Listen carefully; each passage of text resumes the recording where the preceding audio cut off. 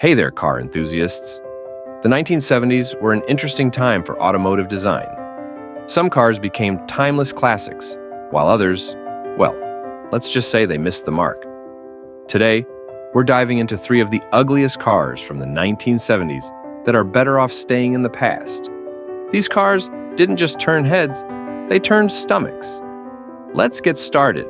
First up on our list today is none other than the Chevrolet Chevette, a car that, for better or worse, defined the era of subcompact vehicles. Now, before we dive in, let's set the scene. The 1970s were a time when fuel prices were skyrocketing and automakers were scrambling to design cars that could appeal to the budget-conscious buyer. Chevrolet's answer to this challenge? The Chevette. It was built to be economical, efficient, and affordable. A car for the masses. But somewhere in the process, it seems like Chevrolet forgot one crucial thing: to make it, well, attractive.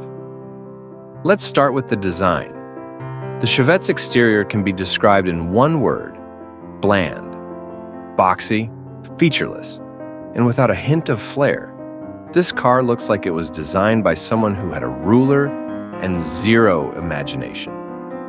The front end is completely uninspired, with a flat grille and rectangular headlights that look like they were borrowed from a refrigerator. The side profile?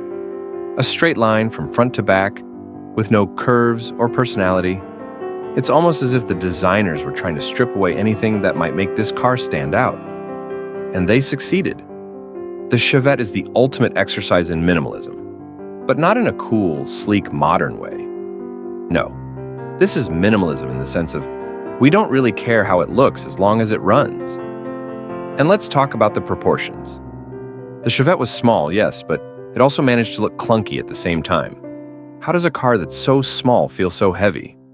The rear end was awkwardly short, giving it a stubby, almost unfinished look. It's like the designers got halfway through the car and just decided to stop. The wheels were tiny, almost comically so, and seemed disproportionate to the body. The overall effect is a car that feels like it's been squashed from all sides. Like someone took a larger vehicle and just shrunk it down without adjusting any of the styling. But it wasn't just the exterior that left a lot to be desired. Step inside the Chevette, and you're greeted by an interior that's just as uninspired as the outside. Hard plastics dominate the cabin, and comfort clearly wasn't high on the priority list. The seats were basic, the dashboard was utilitarian, and there was very little in the way of modern conveniences.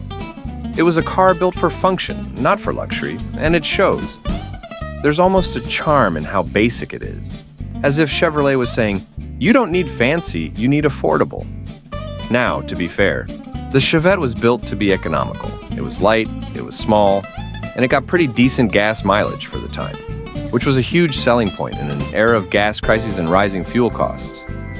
For people who needed a cheap way to get around, the Chevette did its job, and it did sell, over 2.8 million units in fact, which is nothing to scoff at. But here's the thing, nobody remembers the Chevette for being a great car.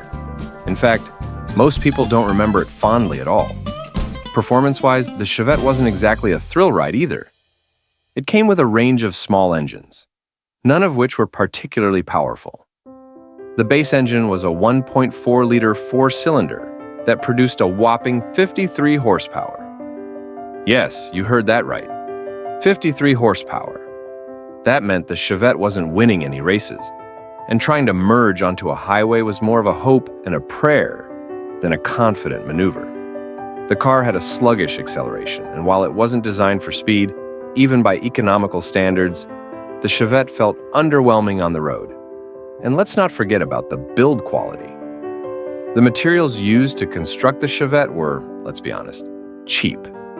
From the thin metal body panels that seemed like they would crumple if you looked at them wrong, to the interior plastics that felt brittle and rough to the touch, everything about the Chevette screamed cost-cutting. It was a car built for a price point, not for quality. Over time, many Chevettes developed rust issues, and the wear and tear of daily driving quickly showed on these vehicles. In short, it wasn't a car that was going to stand the test of time. Yet, despite all of these drawbacks, there's something almost endearing about the Chevette. It represents a time in history when automakers were trying to adapt to changing market conditions, and it stands as a symbol of that era's attempts at practicality.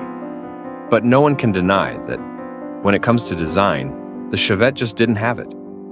There are no sleek lines, no eye-catching details, and certainly no moments where you look at it and think, wow, that's a beautiful car. The Chevette is the epitome of basic.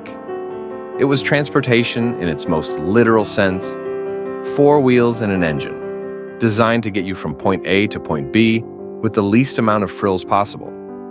So, why does the Chevette still get talked about today? Well, part of it is nostalgia. For many, the Chevette was their first car, a cheap. Next up on the list is the Triumph TR7, a British sports car that, let's be honest, looked like someone designed it with nothing but a ruler and a questionable sense of style. Nicknamed the Wedge, this car was supposed to be a bold statement, an attempt to push the envelope with futuristic design. Instead, it ended up as one of the most polarizing sports cars of its era.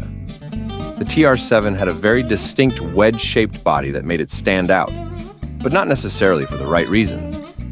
Let's start with that design. The TR7's exterior was defined by straight lines, sharp angles, and a look that many described as awkwardly geometric. The flat sloping nose gave it a pointed, almost arrowhead-like appearance from the front, but not in the sleek aerodynamic way you'd expect from a sports car. Instead, it seemed bulky, almost too sharp, as if it was cut from a block of metal with no attention to flow or form. The cabin, too, had a strange shape, low and wide, but without the elegance of other sports cars from the time. This wasn't the curvaceous, seductive style that sports cars are usually known for. No, the TR7's look was more like a design experiment that didn't quite hit the mark. And let's talk about that nickname, the Wedge. Now, on paper, a wedge shape seems like it would be great for aerodynamics, and perhaps that's what Triumph was aiming for. A futuristic design that would scream innovation. But the reality was much less flattering. The TR7's body was so heavily sloped and angular that it ended up looking more like a doorstop than a performance machine. The roofline was unusually low and the whole car seemed a bit disjointed. The front half looked completely at odds with the rear, as if 2 separate teams had worked on each end without ever consulting each other. The result? A car that felt more clunky than sporty, more awkward than advanced. But the TR7's problems didn't stop at its appearance. No, it had plenty of issues under the hood as well. Triumph was already struggling as a company when the TR7 came out, and it showed in the build quality. The car was notorious for mechanical problems, with frequent breakdowns that made it more of a headache than a joy to drive. The TR7's engine wasn't particularly powerful, and its handling left much to be desired. Sports car enthusiasts were expecting a nimble, exciting driving experience, but what they got instead was a sluggish, underpowered vehicle that couldn't deliver the thrills they were hoping for. The TR7 came with a 2.0-liter inline-4 engine, which sounds decent on paper, but in reality, it didn't pack enough punch for a sports car of this type. It struggled to compete with its contemporaries, feeling slow and uninspired on the road. For a car that looked like it was built for speed, it was frustratingly unexciting behind the wheel. And then there were the reliability issues. The TR7 had a reputation for being temperamental. Electrical problems, overheating, and a host of other mechanical failures plagued the car throughout its production run. It's no wonder that, despite its eye-catching design, the TR7 often ended up at the bottom of enthusiasts' lists. So why did Triumph go with such a radical design in the first place? Well, part of it was the era. The 1970s were a time of experimentation in the automotive world, with manufacturers trying to push the boundaries of what cars could look like. Triumph wanted to create something that would stand out, something that would grab people's attention in a crowded market. And on that front, they succeeded. People did notice the TR7, but unfortunately, not always for the right reasons. The TR7's unusual look didn't resonate with everyone, especially in an era when car buyers still appreciated the smooth, flowing lines of traditional sports cars. The wedge shape might have been forward-thinking, but it lacked the grace and sophistication that defined the most iconic designs of the time. The TR7 was futuristic, yes, but it wasn't elegant, and that's a big part of why it struggled to gain widespread appeal. The interior wasn't much better. Like the exterior, the inside of the TR7 felt like it was built with minimal flair. The cabin was cramped, and the materials used were not of the highest quality. The dashboard layout was simple and functional, but it lacked the polished, premium feel that sports car buyers were looking for. The TR7 might have had the look of a car built for speed, but inside it felt cheap and underwhelming. In an era when sports cars were supposed to feel luxurious and exciting, the TR7 just didn't measure up. Despite all of this, the TR7 did manage to carve out a niche following. Some people were drawn to its quirky design and unique look. In fact, for a certain segment of the market, the very things that made the TR7 unpopular with mainstream buyers were what made it appealing to others. Last but certainly not least, we have the Plymouth Fury, a name that once commanded respect in the world of American muscle cars, but sadly lost its way by the mid-1970s. If you remember the Fury of the 1960s, you probably recall sleek lines, aggressive stances, and the raw power that made it an icon of the muscle car era. But fast forward to the 1970s, and you'll find a very different story. The Fury of this decade had devolved into a bloated, oversized sedan that had little in common with its muscle car roots. Gone were the days of its sleek and menacing design.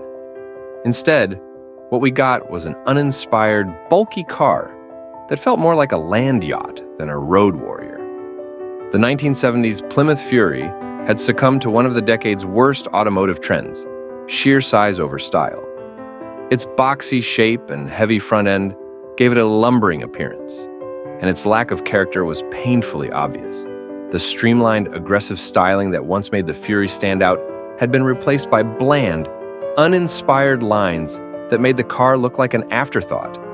And let's talk about that body. This version of the Fury was huge.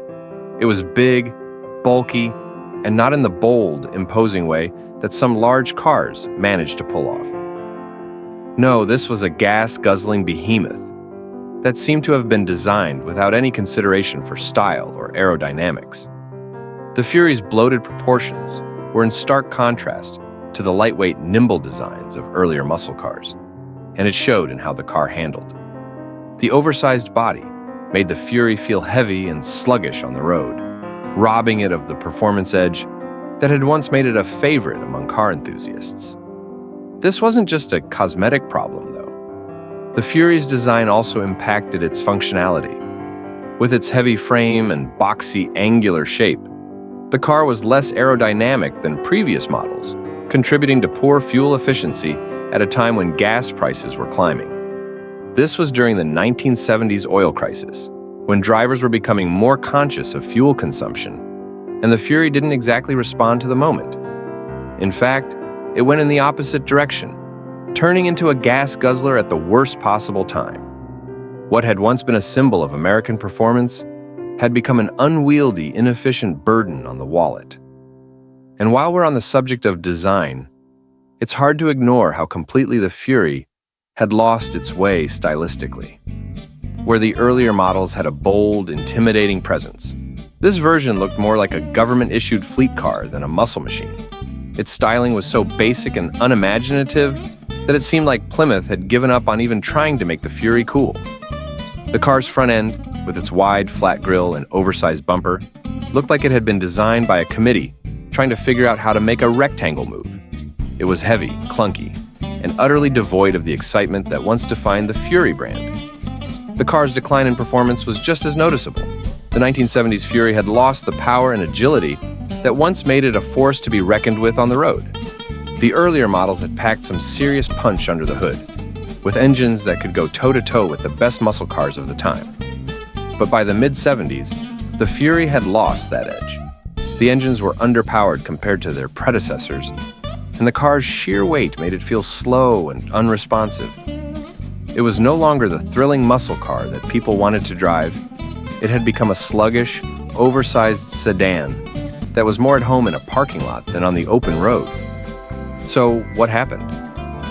How did a car with such a strong reputation end up in the Automotive Hall of Shame? A lot of it had to do with changing consumer tastes and the industry's shift away from high-performance cars toward bigger, more family-oriented sedans. The 1970s saw a wave of larger vehicles hitting the market, and automakers like Plymouth followed suit, trying to appeal to a broader base of customers. But in doing so, they sacrificed what made the Fury special in the first place. The result was a car that no longer knew what it wanted to be. A muscle car in name only, with none of the style or performance that once defined the brand. And there you have it. 3 of the ugliest cars from the 1970s that nobody's rushing to bring back.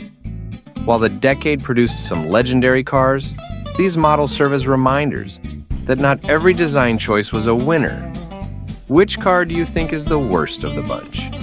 Let us know in the comments below. And don't forget to subscribe for more car history and epic automotive fails.